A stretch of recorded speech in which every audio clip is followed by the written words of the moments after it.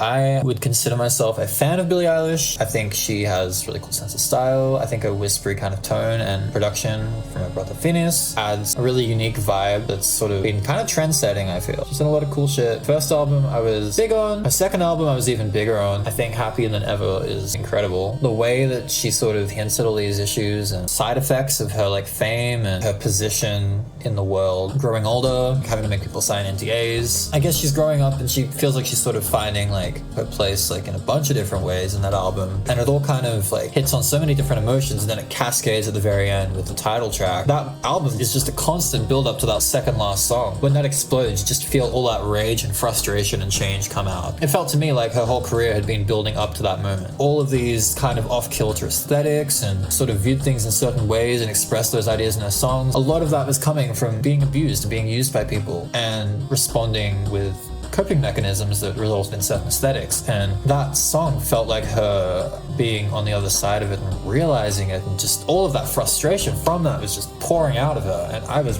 really inspired by that. That's where Billie Eilish left us for a while. That album came out in 2021, I believe. Billie and Phineas have taken a while. They've sort of dipped for a bit, and they've released this whole thing without any singles, which implies that they're going for something kind of artistic. They're trying to make more of a statement. I think they do. Okay, we're gonna get into the how I actually feel about this album. I've only heard it a couple times. Grain of salt. I'm not an expert. I'm just a person with an opinion that also makes music. But you don't have to be a chef to know if a meal is crap, right? So, how do I feel about Hit Me Hard and Soft?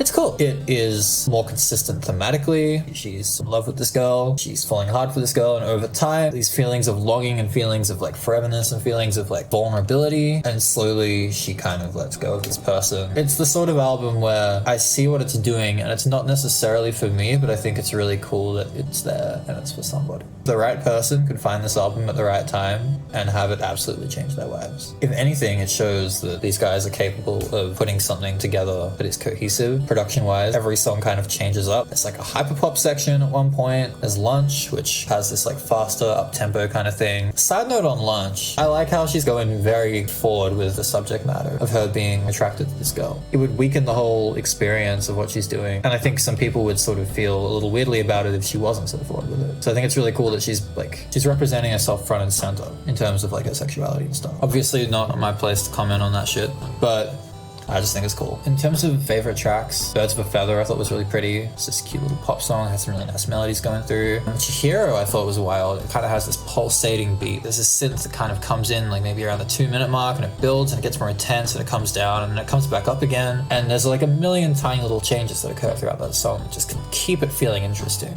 The Diner has this off-kilter, like old-school kind of style to it, but it's mixed with this like hip-hop beat. It's Billie kind of playing this role of crazy sort of ex-partner kind of situation, leaning into the fantasy of just being this like psychotic person, like showing up and being stalkery and whatnot. It captures that vibe really well. Those were kind of my favorites. I do need to listen to this album a little more, but overall, I think there's a maturity to it, which is cool and it shows growth. There is a level of ambition to it that I think is really cool. There's like an attitude element with Billie Eilish that I feel doesn't come through as strongly on the new one as it does on the first two. Happier Than Ever to me was like the best balance of Billie's attitude in the way that she's sort of progressive. I don't know. I think Billie's personality came through the strongest on Happier Than Ever. I feel like it was still growing on the first album, and on Hit Me Hard and Soft I don't know if it's as in the front as it normally is. She's sort of reaching from a different space of herself. And that's fine. Pleasant listen, consistent listen, mature listen. I think it could be a 10 for people that really connect with what it's doing.